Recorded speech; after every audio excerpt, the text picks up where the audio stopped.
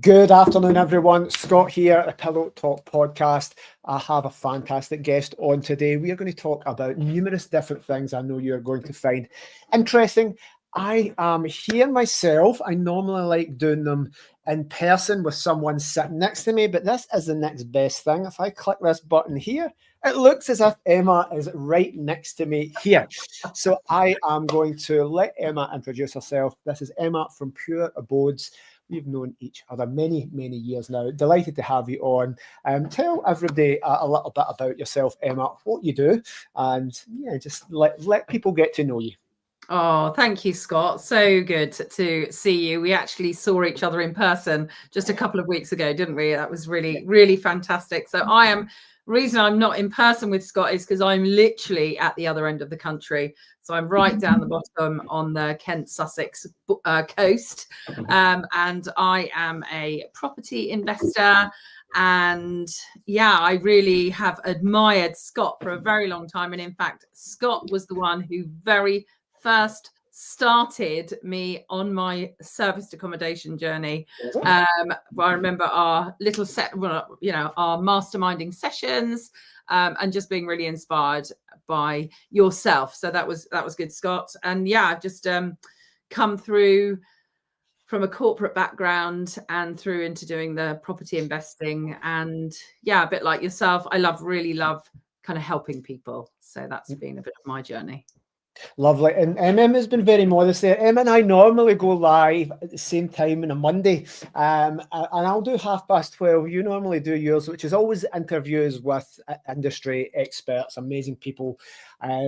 So Emma's giving me kudos there, but anytime I jump off my live stream and jump onto Emma's, she's got more viewers than me, so more people watch Emma's stuff at the same time. So we probably need to do them at different times to increase our viewership. So guys, we are live. If you're watching this at the moment, just after 12, Monday the 25th of November, we're live. Please ask your questions as we go through. We should be on Facebook, LinkedIn, YouTube. I think we're even on Instagram these days. The team are very good, so across most platforms. So if you have any questions, pop them in and we will bring them into the live stream onto the screen. So Emma, I've put the title of How to Win a £1.75 million Aparthotel, and this is all very exciting, and we've seen the progress of this. But essentially, this Aparthotel is yours. Let's go back to the very start. We'll come to the fact of how we can win it, how you can have a hands-off business that churns off a lot of profit, and that's going to be mortgage-free, is it? That's going to be cash-free?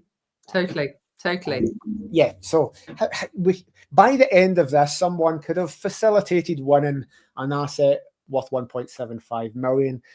Who knows, by the time that all goes through, it could be £2 million asset. Let's hope it's going to be doing cost, as they say.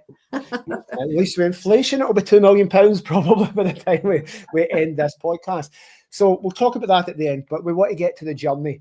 And because if you're going to end up with this asset that, by the way, is totally hands-off, you don't need to be cooking breakfast for people. It's not going to be an asset you need to be involved. It's just going to go into your portfolio and you own it mortgage-free. But let's take us back to the start of this hotel, because it was very, very impressive, and it's an eco hotel. So tell us, how did you get involved with this initially? Well, it was kind of a bit of a natural progression. I mean, I think when you embark on any journey, you certainly embark with a bit of a naivety, Scott. I think you kind of think these things. Yeah, that's fine. So I started off with rent-to-rent serviced accommodation. I had really no experience with property, and I didn't really have a big lump sum of money. So it worked really well for me, and I built it up and ran it for a number of years. And then the next natural progression in my head was rent to rent, purchase lease option, because it's not that much difference, is it? And I'm a big fan of not reinventing the wheel. So it seemed to be, you rent something, and then really a purchase lease option is agreeing a price of something in the future. So did a huge amount of research into purchase lease option, and then this sort of really big push to find a property that was suitable. So there was, and still is, a lot of old guest houses, aren't there, that perhaps have been taking cash, perhaps have been running at a lower level than they perhaps could do. They might have been running it for 25, 30 years. So basically wrote all these letters and went and delivered pretty much a whole load in a number of towns on the coast. So really had all this really exciting stuff and felt that we were absolutely on the edge. And then we found this property on Rightmove. Wow. But Nice. there was so this property was found, and it was basically an ex-language school. So this chap had been running it for it would have been 24, 25 years. It was actually the perfect type of opportunity for me, because I know some purchase lease options you can deal with people who are a bit in a stick, a bit in a pickle. And this chap had a problem, but he wasn't in a pickle. He was, set up. But he wanted to get rid of it. He wanted to sell it, and nobody wanted it. Shall I carry on? Well, the and guys, I'm going to there's a question in already, and I will share it. And again, if you ask me questions about service accommodation, I should be able to answer them. Purchase lease options, especially on something like that, for me, very, very scary. And I would even say intimidating. So well done for that. Very similar, guys. What I would say is, if you're doing this strategy or any, you think, why would somebody do this? But Emma mentioned that a problem before lockdown. We did something very similar. Did it with Blackpool, with a local Blackpool property manager. And again, yours isn't a much more prestigious area than ours was in Blackpool, but I think I went down to Blackpool and got 10 meetings with people that wanted something similar. Now, some had mortgages, some had small loans we would take over, but even now, why would somebody give an asset away or deferred consideration or lease options? But it's quite surprising, as long as you've got somebody with a pain point that you can solve. There are people out there that would consider this, in your opinion. Yeah, absolutely. Yeah, and this was pre-lockdown. We pulled all the deals because lockdown happened, but we would have done something similar. Now, I'm glad that happened, because I did not know about lease options, or we'd never done it. It's slightly different in Scotland. So a question in here. Somebody says you're looking lovely. Lee. Lee, Lee, you win it every time. Lee, by the way, Lee, Emma always wears fantastic hats, and if my team who are outside in the cold to see Emma's hat, they would ask Scott, we want hats like that. So I'll have to send them some more. I've got some other ones here as well. First thing is a compliment, so that is a great start.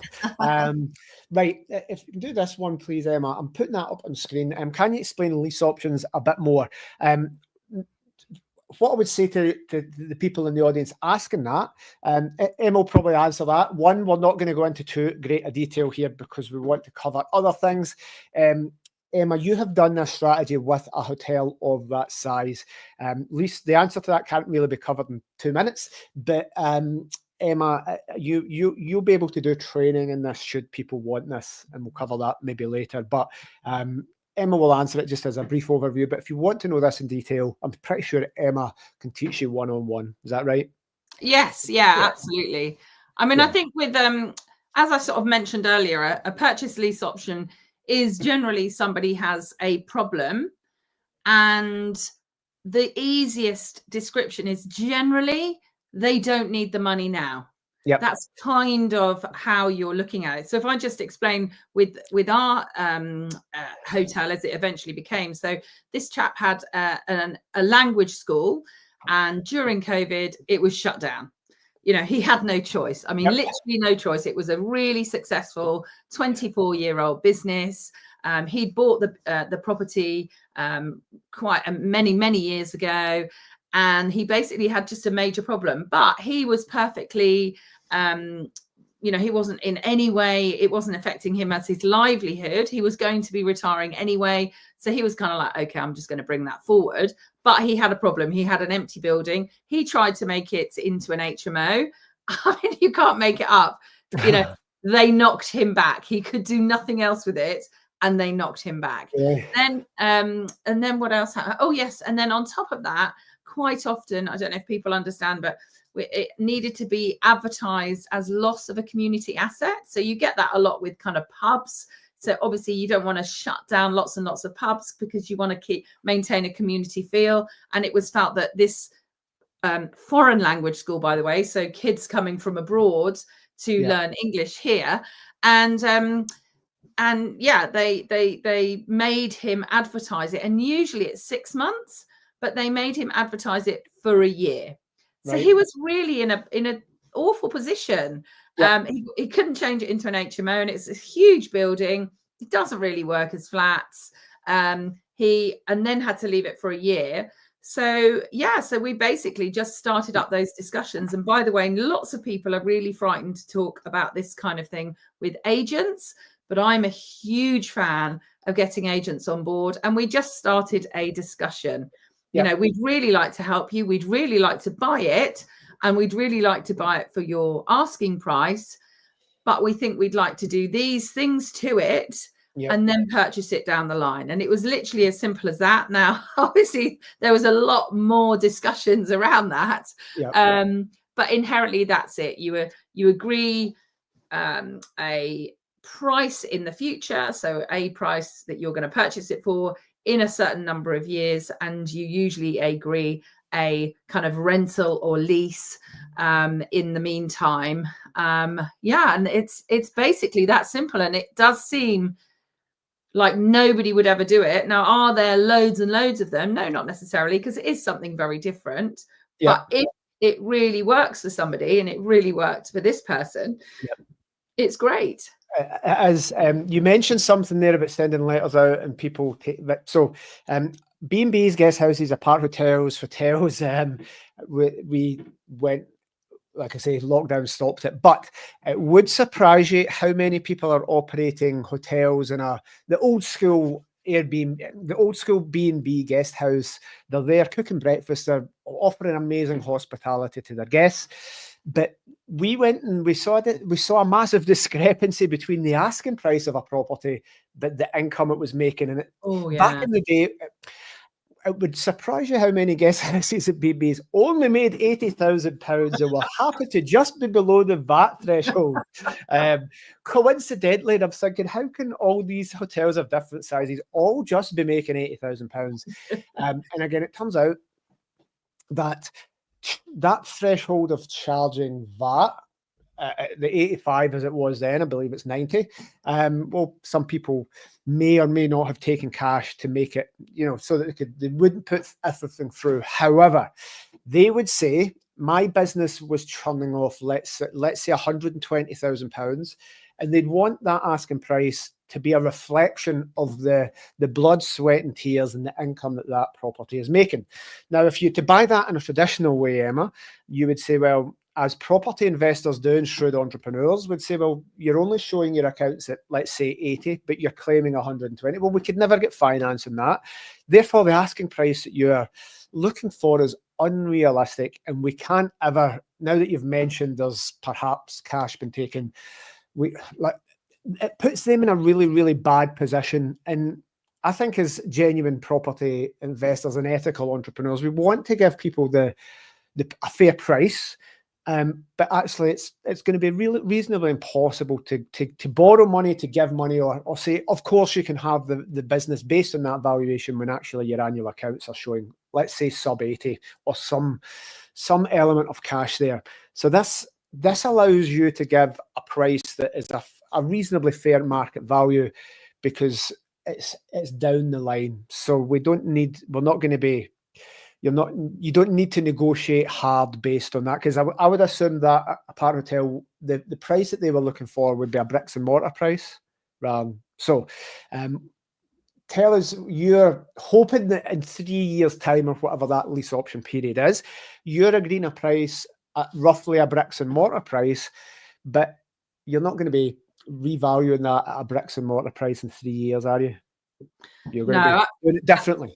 Yeah, absolutely not. And I think another thing, if I might just add into that, is you're absolutely right. So these guest house people, you know, again, they've spent they're like, it's almost like their whole adult life, you know, blood, sweat and tears, as you've said. And to then, there's almost, you can feel this kind of disappointment that they might not get this dream, you know, home wherever else it will be for their retirement, so to speak.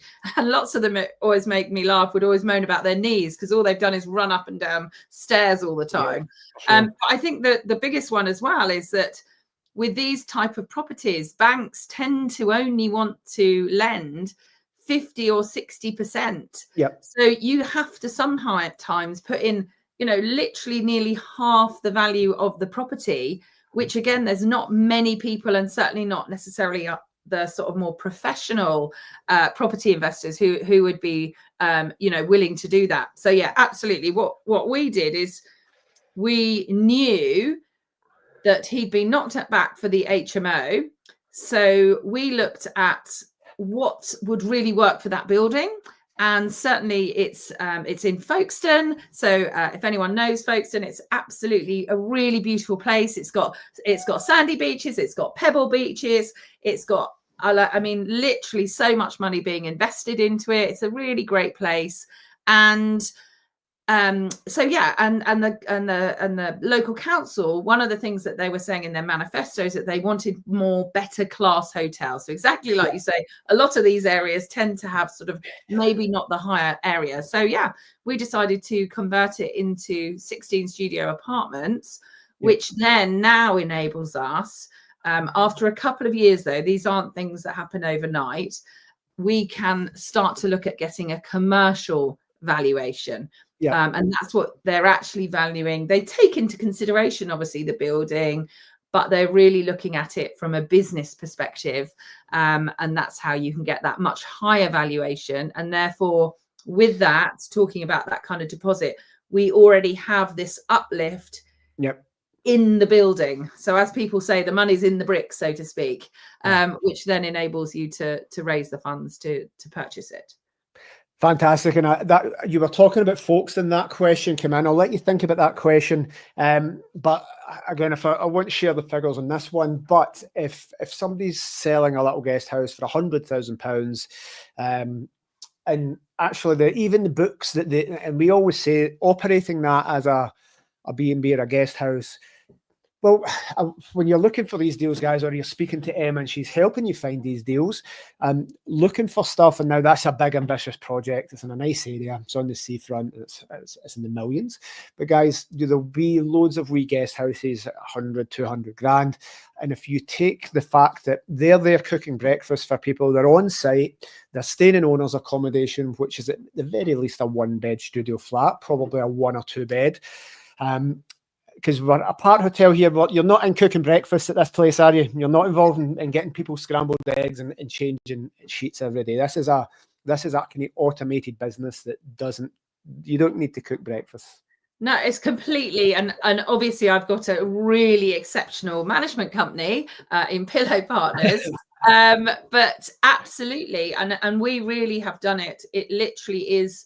It's manless, so to speak, or ladyless, whichever you'd like to say. So people arrive. It's like an Airbnb where you might get given a code before you arrive. So absolutely everything is provided, but the guests still feel very loved, I say, but they don't have to see people to feel that love. And actually, I think nowadays, I don't know about you, but I'll usually, like I'm going traveling tomorrow, so it's going to be a 4-hour journey. I'm going to get off the train. And honestly, I do not want to speak to anyone. I just want to get in, freshen up, have a few moments. And that's, I think, what people really like. They want to have the opportunity to be able to make their own decisions on what they do. And so you're absolutely right. That's what it is. Ours is completely manless, although it's called a hotel. You have your own individual studio apartments. Nice. So when people are thinking, that's a great deal. And again, Emma will share more of her story and she'll tell you how you can work with Emma. But these deals, there's a couple of things. One, if you take away that onerous cooking breakfast for people, loads of things you can do. And again, guys, if somebody's selling if we take Blackpool as an example, there'll be hundreds of places in Blackpool, any coastal areas. But people are selling these properties or have a problem, they want to exit. And a lot of the people we speak to with hosts that bring us deals say, well, it's not working because it doesn't make enough money. If it doesn't work for them, why would it work for me? They've operated that for 16 years. But actually, the old bed and breakfast model, if you're taking one that onerous, being on site all the time, away cooking breakfast, you can get local companies in to provide that breakfast. You can just make them little mini kitchenettes. You can take that really, really staff intensive and costly thing away. Secondly, take that owner's accommodation away because there's nobody on site. Do what Emma's done. And sometimes you can get 30 to 50% more lettable room space with the same property. And we always say if somebody's operating it, especially kind of old school that have done it for years, they're probably not that up to date with technology. So you can get 30% more income by letting rooms that they're using to live in. You can probably get 20 to 30% more income by they'll not think about putting it on things like Expedia or long-term contractor bookings or lots of other things. So you can take a business that is loss-making and probably within a month make it profit-making. There's loads of opportunities here. So we'll come back to the Aparthotel. Someone is asking, tell us a little bit more about the surrounding areas and the Aparthotels appeal to tourists. I love that question. Yeah. From Facebook. Okay, thank you. Yeah, so I think what's really key with this is clearly Folkestone, as I've already mentioned, is a tourist area. It's fantastic. I think it's like 50 minutes from London. It's one of the only places within an hour that's got a sandy beach and a pebble beach. Nice. But generally, when we think about tourists, they're not all year round. And I certainly want to run a business that's all year round. And that's where Scott was actually talking. Also, some of the people running these guest houses do literally shut over the winter because it's not worth their while, opening. It actually costs them more money. But the kind of business that certainly I look to do and Scott has in his portfolio is having this kind of more professional outlook and not just looking at tourists. So we've very much made this accessible to definitely tourists, but very much to contractors as well. So you find definitely in our area, there's huge amounts of growth, not just in that town, but in a couple of neighboring towns as well. There's a lot of contractor requirements, and that is what we were creating when we were making these studio apartments, something that is really accessible to the contractors and the tourists, and thinking, well, what is that difference? So one of the things that I love about our little apartments, and they're not that little actually, is that they have these kitchenettes. So I'm actually going, as I said, to stay in a hotel tomorrow. And what's really annoying is I want to take, like, I juice, and I have my nice fresh juice I want to take in the winter because I don't want to get cold. And it needs to be in the fridge. And I know I'm going to arrive at that hotel and it doesn't have a fridge. So what we have is we literally have, you can cook, 3 meals a day. You've got a fridge, you've got a freezer, you've got all of these things. So the whole appeal is, definitely to tourists, but obviously a lot of times that's only going to be sort of weekend trade. So we push as well to contractors and other people who are coming to the area to, who need to, find accommodation, and often much longer term accommodation. Yeah, and that's the thing. And people, especially these days, there's people blasting out these courses, Emma, and 2-day courses and mentorship programs, and lots of what I would call it focus around the kind of Airbnb cohort model. And you could be an Airbnb operator. I always say, guys, remember, vacuuming, hoovering isn't hoovering. Hoovering is vacuuming. Hoovering, a Hoover, when you go in Hoover is a brand name of a vacuum that happened to own that industry. So when we call it hoovering, Hoover's a brand name of a vacuum. We're vacuuming. And Airbnb is not the industry. Airbnb is one advertising platform. And Aparthotels and the market you're talking about, Emma, has been there for hundreds of years before Airbnb was about. We've been doing this since 2002, and Airbnb didn't exist then, but we were kind of doing it. And people always say, what did you do before Airbnb? How did you possibly get guests?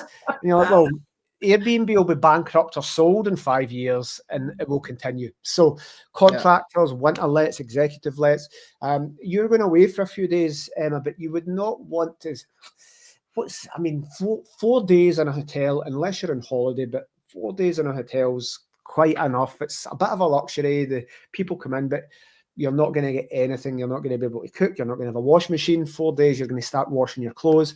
So these places are fantastic for, especially now for winter lets, contractors, executive lets, companies for workers.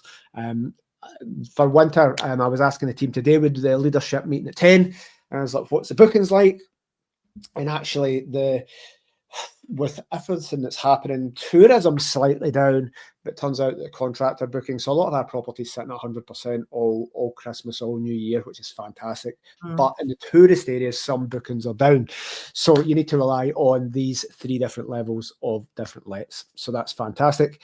But it's also, isn't it, Scott? Sorry if you don't mind me. It's having that choice. So certainly for me, like I like going away and I like going out for dinner and things like that. But also I'm quite particular on what I want to eat. And when you're in a hotel, you know, you're really restricted to what they have on offer. And that's not always what you want. So you might want to take stuff with you. You might want to grab stuff from, you know, a supermarket that has things specifically for you. You might have a routine that you might want to stick to. So you may like to wake up and go to sleep at certain times, which aren't in line with the hotel. And so there's so many things that when you can have this offering, and so many people that we have that, you know, come and just work. So obviously the internet doesn't matter if you've got a roof, but as long as you've got the internet, you'll be fine. You know, it's things like people actually wanting to work in a place and giving them that flexibility. So I think it's absolutely huge. And that's what I really love about you guys, Scott, and what you've always said, and I remember it right from the beginning, and what you teach to your team is, if there was nothing, if there was no online things, you know, how would you get your bookings? How would people go there? Because if let's say the internet went down overnight, which it could do, I mean, stranger things have happened in recent years. What would we do to carry on getting business? Well, your team will definitely carry on getting business, because we look at different things, don't we? Definitely. You make a good point there. Actually, let me give you guys this example, because it mentioned go there to work. And the two things, people all have heard the term digital nomads. The big digital nomad thing in Gran Canaria, up in Palma. People going everywhere, and there's certain restrictions and certain things. Again, even we were looking at Hawaii, and the minimum, and Airbnb isn't a thing in Hawaii because it's a minimum of 90 days.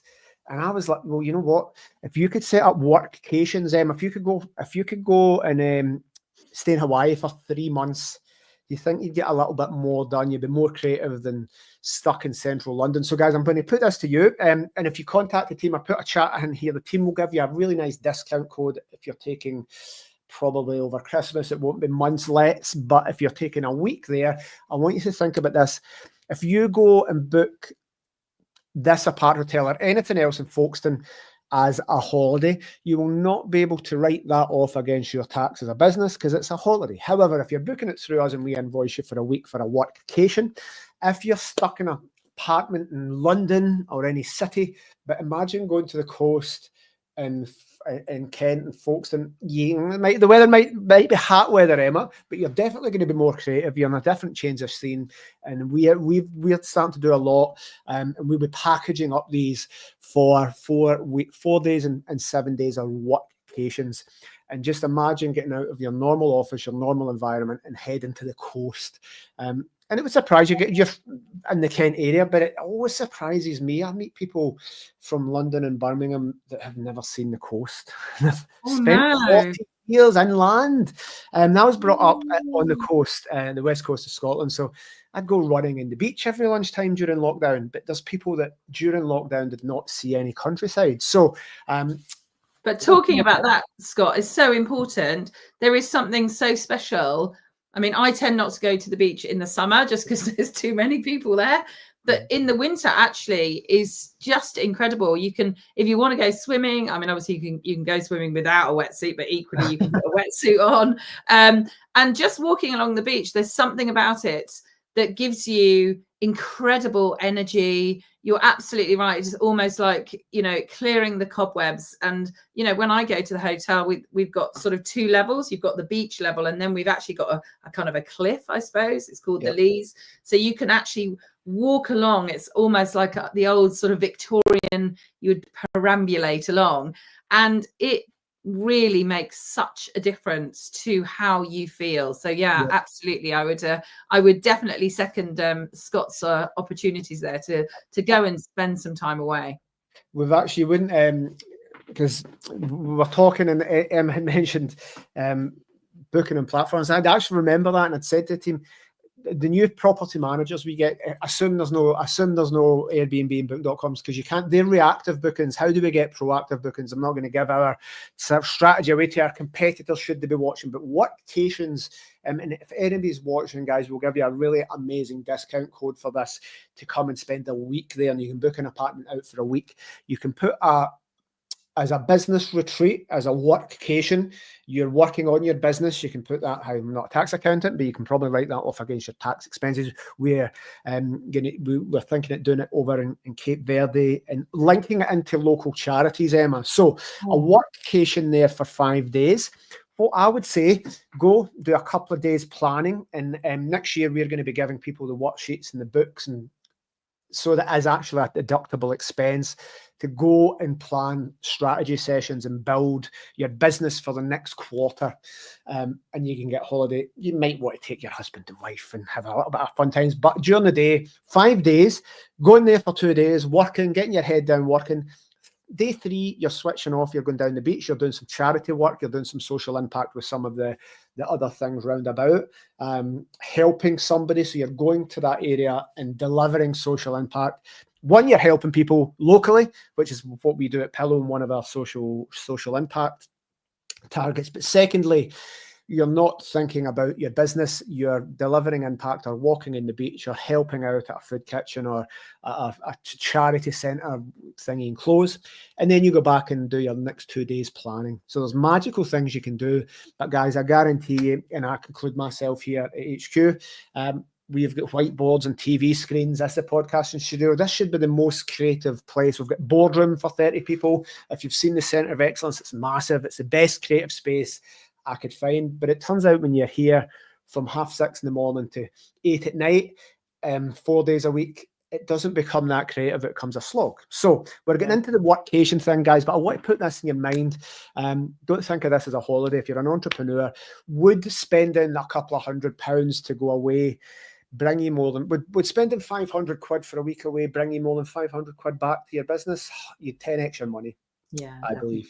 So we're going deep into strategy here. A question came in, and actually what it doubles up. This one's from YouTube. Are there any other restrictions on how the property can be used? And while you're thinking of that, I'll give an example. We tried to do something similar as deferred consideration, and the woman was going to give us her guest house, very similar to this.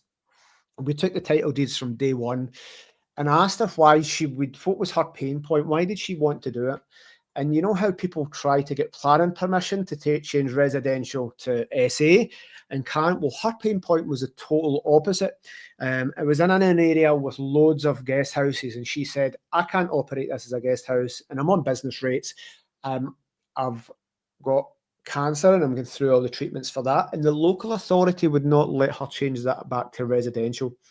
They forced her to keep it as commercial. So she says, I need to give this up. I've no mortgage, but I need to get some money in because I now need to rent a place. She had a big kind of 5-bed, I think it was 7 bedrooms, but she couldn't operate it because she had 7 bedrooms to heat. She couldn't afford it. The local authority wouldn't, even though it was her property, would not let her change that back to residential. So we were going to take it over, and very similar to what you're saying, but it allowed her to get a 1-bedroom ground floor apartment that was easy to heat, that was easy to get into, had no maintenance, and that was the pain point. Why would somebody give us I think that was only a wee £85,000 B&B. It was worth 150 odds, but she just wanted 85 to clean her feet, and we did that. We were going to do it, but that travesty of the way society is, and we could have helped her for that. Obviously, we would have got a good deal. So there are restrictions. Not necessarily just that one, because it's all sorted, but in your experience, people thinking of doing this strategy, what restrictions or other considerations should people think about when doing this strategy? Yeah, definitely. I think there's a lot. And I think just to reiterate what you were talking about, so that poor lady, the biggest thing that she had that you cured for her was the stress of it. Imagine how stressful that would have been for her. So, you know, we really can help fix people's problems. What to the outsider might seem like a miracle, it literally is something very special that we can help. But as far as our restrictions, so our particular property, we have got planning permission as C1, and that's literally a hotel. So there has to be a certain number. There's some bits are a bit grey, but there has to be a certain number of things that you adhere to run as a hotel. So it definitely can never be a family home. And who would want 16 studio apartments as a family home? That can't be the case. But I mean, certainly there can be restrictions on sort of length of time and things like that. But inherently, it is a hotel, and we run it as that. But equally, if you were really interested in an apartment hotel, it might be that you have a block of flats and they're all residential. And as long as you're allowed to run serviced accommodation in that block of flats, and let's say it's all yours, you could equally run that as an apartment hotel. So it's kind of a bit of a weird one, isn't it? And we'll be seeing, Scott, over the next few months how things form with the renters' right bill and you know, the C5 planning, if and when that comes in. But inherently for us and our situation, because the property wasn't allowed to be an HMO, we therefore went down the C1 route. And again, that, as Scott was talking about earlier, enables us to get a commercial valuation, because it can't be used as anything else. So that kind of really holds us into ensuring that we get this more of a commercial valuation. Which again, it's the holy grail of getting that away from what's C3. But that wouldn't have been C3. That would have been some other institutional. I don't know the planning classifications in England, but it would have been something else. But that also, if that was C3 residential, that couldn't be put into a SIP or a SAS. So I'm assuming with that being a C1 planning classification, that will be eligible to be purchased or put into a pension, a SIP or a SAS. Not financial advice, guys, but it's a bit grey, that one. Some pension companies are really fine with hotels, others are less so. So just speak to your advisor and they'll be able to help you. Okay, I want to get on to a couple more questions here. I want to get on to the raffling of this, because it's a really unique thing. I've seen charity companies doing this, whatever it is, a Waze or something, some daft Omaze. I've seen these big country mansions. So there's one wee question here, and then we'll move on to that. That's our YouTube. What's the biggest benefit of owning an Aparthotel, in your opinion? I'll let Emma ponder that. Anytime I'm doing any kind of speaking about future-proofing your business, I talk about Aparthotels. And in Scotland, well, you're thinking about the answer. Anything Emma mentioned, clustering apartments and blocks, anything. We've got licensing in Scotland, so you need to get short-term rental licensing. That will be coming in England, but anything 5 or more in an individual building doesn't fall into that. It makes it slightly easier. I call it future-proofing your business. If you've got something like that in your portfolio, guys, so that is there. That has planning classification, 100% legal. If Emma had 16 rooms scattered about Kent and the new licensing comes in, is she going to get licensing? She could have commitments to these properties scattered about, but that is up and running. That's what I would put that firmly in the future-proofing your property empire camp. If you've got if you're shoehorning a buy-to-let property in a street of residential and it's working and licenses comes in, or the local authorities start to clamp down, or neighbours start to sabotage your business and tell your guests you're breaking the law and putting things up the door, but they're not going to do that for an apartment hotel that's all legal. So that's my answer, is it's future-proofing your empire. Why do you like apartment hotels? What's the benefit? So mine is, it goes back to the beginning of my journey. I mean, absolutely, I completely agree with everything that you've said, and that's certainly definitely part of my reasoning as well. But one of the things was when I started off with my first rent to rent, and then I happened to, and it was in a building with lots and lots of apartments, and then another one came up, so I then got another one, and then slowly I started to sort of grow, just organically, more apartments in the same building. And then I got one that was kind of not that far away, 10-minute drive away. And oh my gosh, it was just painful, because I'm very entrepreneurial. I like, there's a kind of a wake of destruction behind me in my sort of organizing stuff. Yeah. And I just kind of really loved and noticed how easy it was to run, let's say, the 6 apartments in the one block. And it was just like, wow. And it was quite a revelation. The economies of scale were so tremendous. So by that point, I had an operations manager, and he loved it because he's really fit. So he would just walk up and down the stairs.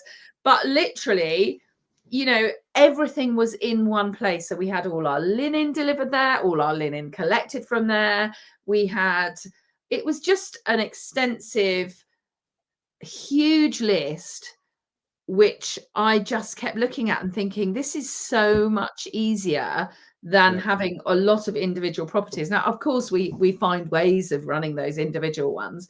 But I remember very early on that if you were talking about, for me, in my opinion, what I really love the most about having everything in one place is exactly that, is having these economies of scale. So I love it. In our lower ground, we've got a whole room that has all the linen, beautifully done. It's not shoved in the linen, in the little cupboard and locked away. We've got entire sort of spaces where all of our, all of our spares. So whether it's loo roll or, big tubs of eco washing, hand wash and shampoo and all of those kind of things. We have absolutely everything in one place. We don't have to have a million,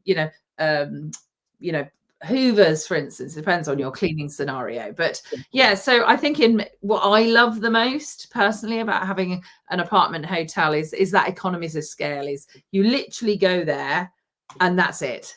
You don't have to go anywhere else.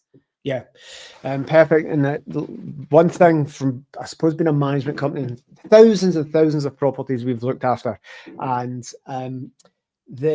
let's say you hadn't taken that as and thought, I don't want to take all 16 apartments on.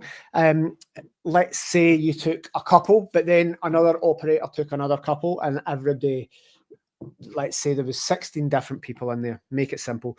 And when you see these rent-to-rent deals getting sold by sourcers, guys, don't worry, I have an exclusive access to a deal of a floor of 40 apartments in Birmingham or Manchester or a block, wherever. They go to 40 different people.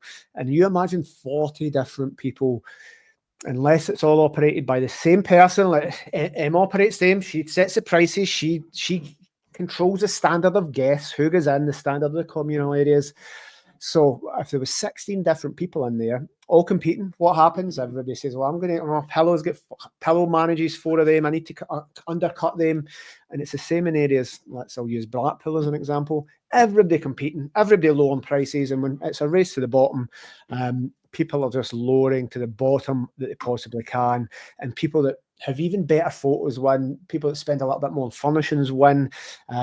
So there are always losers. So having them all controlled by one person or one company or one group of people, guys, if you're going to do this and you can't afford a 16 above, get 16 people, but put it into one SPV, because, guys, that would fall apart pretty quickly if 16 different people were competing. 16 key boxes, all this is going to be hard. Right, so that's my final thing on apart hotels. Clustering. Emma's covered 90% of it. Let's talk about this, because I titled this "How to Win a £1.75 million apart hotel." So 16 apartments on the coast, really great area. Tell us about why you decided to do this first of all, because it's pretty clever. Yeah, so it kind of all came about. Obviously, I'm a property investor, so we'd taken this property on with the view to, refinance or sell. But we've always been looking at potentially selling it as well. And I literally, so as Scott's mentioned, I also interview fabulous people, and I met this lady. And she was like, yeah, I'm raffling my home. I developed it. I built it. I'm like, what? That is crazy. And I don't have a telly, so I hadn't really seen this whole Omaze thing. I didn't really know about it. Yeah. So she kind of mentioned it, and obviously then I started looking into it. And she started talking about the charitable side, Scott, and that also really piqued my interest, because I was like, wow, if Scott had said, you know what, Emma, I really like your apartment hotel, I'd like to buy it. And I said, you know what, Scott, I'd like to sell it to you. It's literally a 2-person transaction. That's it. We don't touch really anyone else. Obviously, some solicitors make a bit of money here and there and all of that. But inherently, it's a 2-person transaction. So I suddenly thought, wow, what if we could really touch the lives of so many people? And that's really what we're looking at. I want to touch the lives of 1 million people, if there's any chance of doing that, because we can actually have people, well, one, they can come and buy just straightforward tickets, but we're slowly building up an offering where people, so just our most recent ones, we've got really close to my heart, Lily's Social Kitchen. I know the lady who runs it really well, and it's basically, she helps neurodiverse young people basically get into the workplace, and she does through food. So they've got cafes and training centers. I've used them loads. They're absolutely amazing, really delicious stuff. And then we've just literally a couple of weeks ago signed up Folkestone Invicta Disabled Football Club. So again, you've got all these football clubs, haven't you, that have lots of sponsorship, but they don't get paid for their travel, the referees, all of those things. So they've come on as affiliates, and people can choose to buy tickets, and then part of that will go to them. So in fact, the Folkestone Invicta Disabled Football Club paid the Chelsea Disabled Football Club, and so that was really fun. We were like talking about it, everyone, let's support these guys and raise them some money. So yeah, there was kind of a lot of reasons that I went into it, and there's been so many more. I mean, gosh, I've been learning, like these things, again, you go in with a little bit naive to start with, and it is quite a big undertaking, but it's been really, really tremendous, very interesting. Some people kind of think you're doing something strange. Why would you do that? Well, it's going to be unlikely that I will ever sell a £1.75 million hotel again. So just thought, you know what, we've still got plenty of time in our purchase lease option, to give this a go. So it's really fun. And just to confirm, the way it works is that it's £5 for a ticket. So you can buy 1 ticket or 50 tickets, however many you want to. We do actually do some bundles as well. So let's say, obviously, we have to have a limit to how many tickets, because we can't give it away. But let's say if the worst happens and we perhaps didn't hit that level, there's always still a winner, and and it's always a great prize, because the winner would win half of all the ticket sales. So it's always, a great thing. And whereas Omaze, they spend about 10 million a month on advertising, so they have to sell masses of tickets. So it is, again, a bit more like the lottery, whereas ours is just much smaller, and so there is this bigger chance. And in fact, it makes me laugh. So many people say to me, "I've bought a ticket, Emma. I'm feeling lucky. I think I've got it," which I love. It's funny because when we were at an event in London, I was sitting, I'm thinking, well, you have a 1 in X amount of chance, but actually, if you buy this, you get that free. And we'll tell you what we are doing together at the end for our charity, but you can do it with your charity as well. But actually, when you think of the lottery, I don't know what it is, 1 in 14 million or something, I don't know. But actually, I was adding this up and I'm thinking, well, if we, which I'm going to share in a second, if we started just we've got our Christmas fundraiser for Pillow Safe Havens, but if we gave everybody that bought a couple of tickets and put them up on the wall, well, somebody we know for our charities, I reckon it was a 1 in 10,000 chance or something less than that, and it was quite addictive because I'm starting to look and think it's quite. Go for a 1 in 14 million chance to 1 in 10,000 chance. Somebody here is asking, can we share a ticket to buy? Someone from LinkedIn, Nikki, we can do that. Someone well, I'll give you a little list of a few of our top charities, and obviously Scott can share his as well so that you can choose as well. Is there a limit to how many entries a single person can have? Let you answer that. To put that in. No, absolutely. You can buy as many as you want. I mean, it's through, just to be confirmed, it's through a company called Raffle, Raffall. They've been going for years and years and years. Really top, very famous people use them. They're completely compliant. You can buy tickets all over the world and they deal with it. So, you know, we haven't just kind of created something. Literally they do everything, and so once you've sort of bought a ticket, if you wanted to go back and buy more, absolutely you can go and buy as many as you want. The team will put the links under here. I'm going to just share that's for our charity night, which is happening on the 6th. Now what we did was we made it because it's our charity night here. It's a neon disco, but it's Glasgow and not everybody's going to come to our fundraising night. So what we did is we put an option on Eventbrite for a donation, and anybody that makes a donation of more than £5, we'll give them a free ticket. And we're going to put it up on the wall. So I've got a wall of everybody that's bought, and we'll be doing this with anticipation as well, Emma, because we're going to do lots of competitions for our hosts. So it's a Christmas. I'm not going to share it, but it's a Christmas present to. We might not be able to give you massive Christmas stuff, but we can give you the opportunity to win a £1.75 million hotel. So, by the way, this is through a company. If one of our hosts, if our gift tickets or one of our charity partners wins this, I don't even know how it's selected, Emma. It's the company Raffle that does it. So, if one of my hosts or our charity happens to win it, that's a total random thing. There's no conflict of interest because we're just buying some for our hosts. Every person that uses us to manage their property, we're giving them to guests. So we want to support you as a client of ours, but also everybody that does this and donates to the charity and comes to Christmas night out. Not only do they get a good dance at the neon disco party, they're raising money for Safe Havens, but they're also they're in for a chance of a nearly £2 million property for free because we are paying the ticket. So what I wanted to say here, Emma, is because obviously where there's things involved with charity, buying a raffle ticket or buying a thing or a strip of raffle tickets at a party, either it's nothing. But where there's a property like this involved in people's reputation and things, I wanted to just double check that we will not get involved in anything. And I knew it wouldn't be with you, but we've looked at this.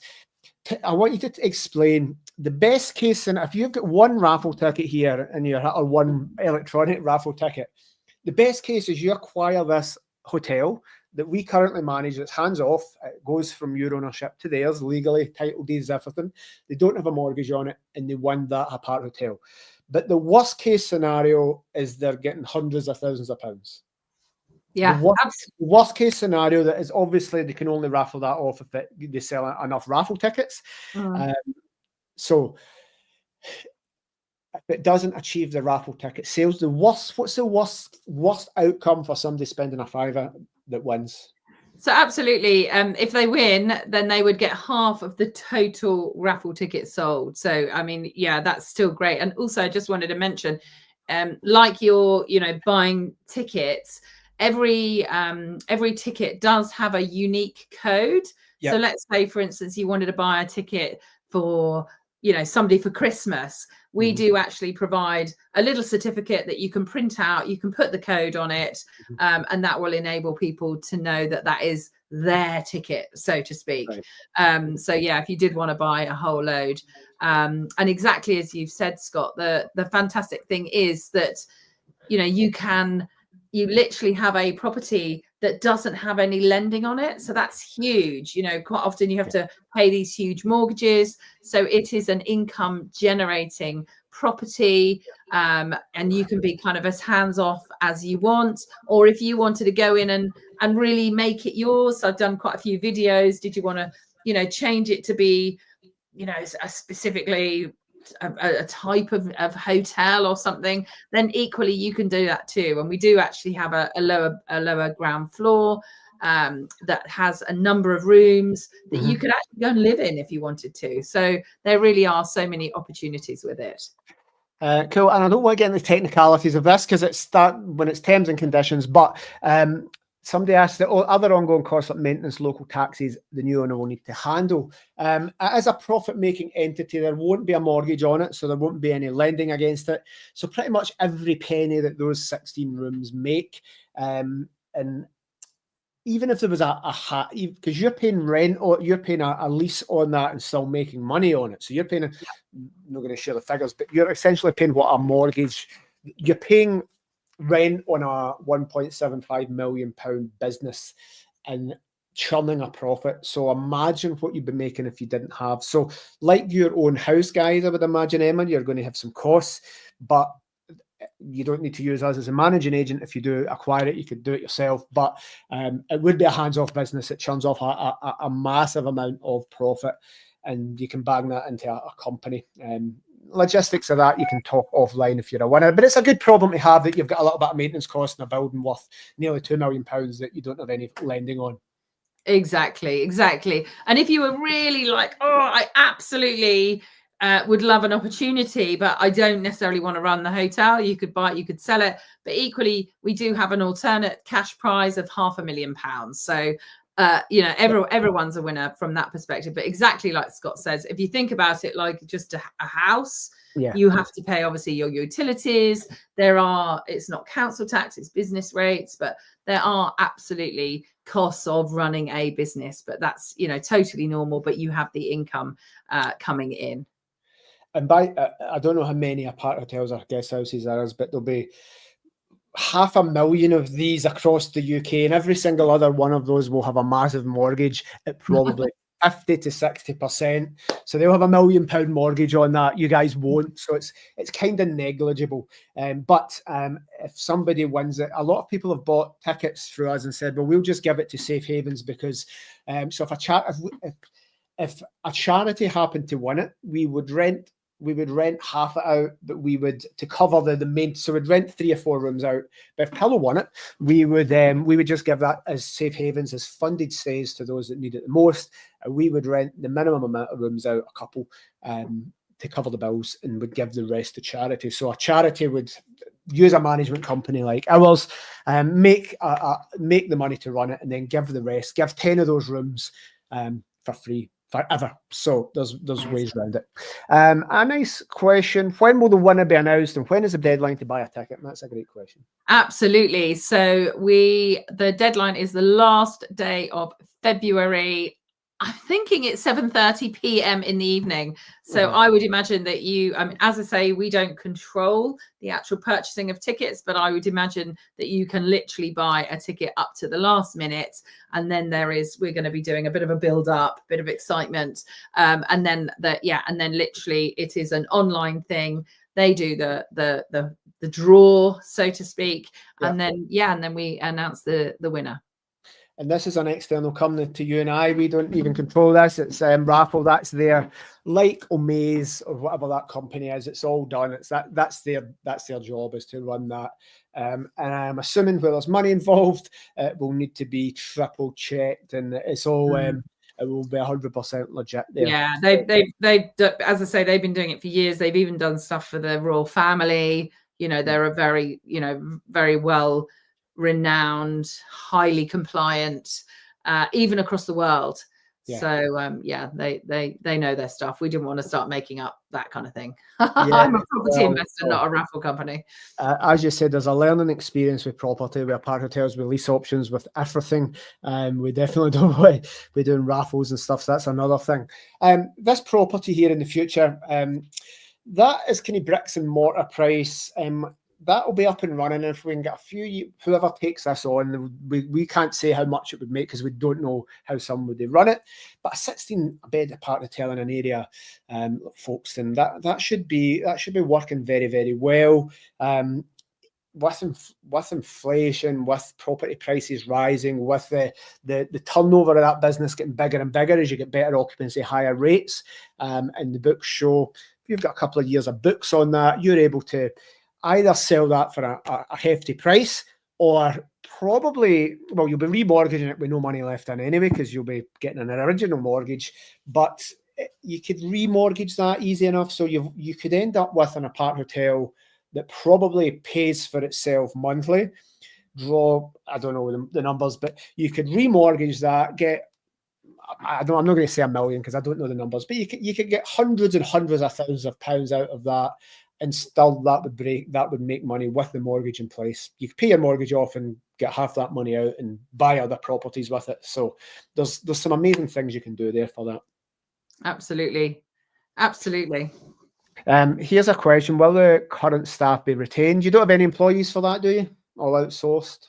No, they're all outsourced, but absolutely, so we are handing it over as exactly as Scott has said in a fully managed way. So if I was you and you weren't as experienced, I'd definitely just keep the team on. They're really fantastic. We've got operations manager, fantastic cleaning team, obviously amazing management team in Pillow Partners. So, if you wanted to start learning about it, it's just a fantastic opportunity to really see how it works, what happens behind the scenes, how we deal with lovely guests, how we deal with the challenges that always come with running a business. But inherently it's a really lovely, solid, old Victorian building that has been brought back and given a fantastic new lease of life, and that's something that I'm really proud to be able to have made an impact on the fabric of that town, because it really was at a bit of a loss before we came along. We're doing good stuff. So I think people might be worried that shit, I'm not going to need employees. And if you've missed the start of this, you're not going to have chefs. We're not cooking breakfast. We don't have staff. So we'll be using outsourced cleaning companies. So you don't need to start being an employee and pay pensions and NI insurance. Essentially, these are people, and the management company would pay fees. So you can manage it all yourself. But you win that, you wouldn't need to be lifting a finger. You could be anywhere. Right, I want to finish with that. We've talked about an Aparthotel. I'll just see any other questions. I've been reluctant to answer any questions about lease options and the way this has been structured for Emma to acquire this, with, we'll say, no money down type of stuff, and get a building she owns without getting mortgages, and being able to buy this at a later date without getting a mortgage. So that's a magical strategy. I've been reluctant to answer questions because I'm not qualified in that, but Emma is, and she'll be able to help you and train you guys to do this. So apart from doing this for yourself, experienced property manager, dealt with serviced accommodation, done lots of other things, what would you say to the audience? If there's people watching here, hopefully they'll go and buy tickets. We'll share that after this and put all the links in the platforms. But can you help other people do this strategy or service accommodation in general?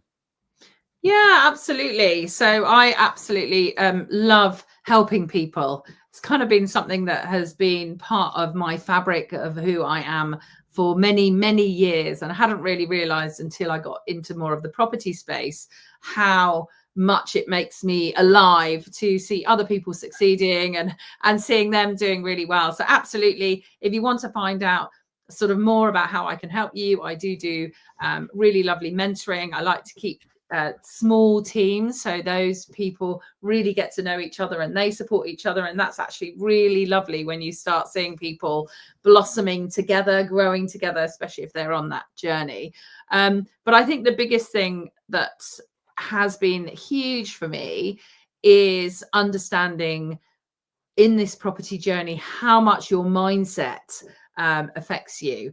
And so a lot of these things, like Scott has mentioned, that you kind of think it's a bit magical. It's a bit like, how on earth can we do that? But a lot of that is through our restrictions of our mind.